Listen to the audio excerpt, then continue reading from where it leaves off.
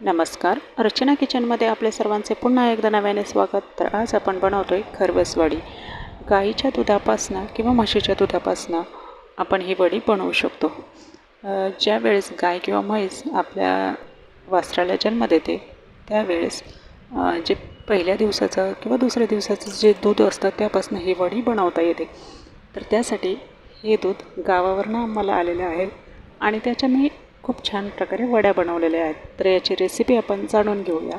अगदी सोप्या पद्धतीने कमी वेळात आपल्याला ही पौष्टिक अशी वडी घरी तयार करता येते. त्यासाठी मी येथे 1 ते 2 ग्लास भरून दूध घेतलेलं आहे. दूध स्वच्छ गाळून घ्यायचं आहे. त्यामध्ये मी साखर ॲड केलेली आहे. साधारण 3 चमचे साखर घेतलेली आहे. तुम्ही त्यात गूळही ॲड करू शकता. तर ही सर्व साखर मी या दुधामध्ये पूर्णपणे विरघळवून घेणार आहे. साखर आपली पूर्णपणे विरघळवून झालेली आहे आणि गॅसवरती मी इथे एका मोठ्या टोपामध्ये पाणी गरम करायला ठेवलेलं आहे. ताटाला आपण तेल किंवा तुपाचा हात फिरवून घ्यायचा आहे. त्यामध्ये आपण जे दूध घेतलेलं आहे ते मी या ताटामध्ये पूर्णपणे टाकून घेतलेलं आहे.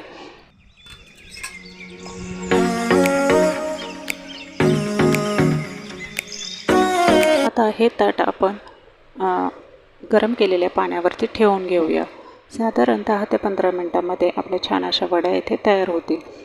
तर या दुधावरती आपण आपल्या आवडीनुसार ड्रायफ्रूट्स वगैरे टाकू शकतो. तर इथे मी घरात उपलब्ध असलेलं सुकं खोबरं व वेलची पूड मिक्स करून टाकून घेतलेली आहे. त्यावरती आपण झाकण ठेवून 10 ते 15 मिनटं वाफवून घेऊया. ह्या वड्या आपण कुकरमध्ये सुद्धा बनवू शकतो. 10-15 मिनटं झालेली आहेत आणि तुम्ही बघू शकता दूध घट्टसर झालेलं आहे. आता आपण हे काढून घेऊया आणि पूर्णपणे थंड होऊन देऊ. ताट पूर्णपणे थंड झालेलं आहे. तुम्ही बघू शकता हाताला बिलकुलही लागत नाही आणि हा पदार्थ खूप पौष्टिक आहे सर्वांसाठी, लहान मुलांसाठी तसेच सर्वांसाठी. आणि खूप या दुधापासून आपल्याला रोगप्रतिकारक शक्तीसुद्धा आपली वाढते आणि भरपूर प्रमाणात आपल्याला विटॅमिन्स, कॅल्शियम असे पदार्थ मिळतात.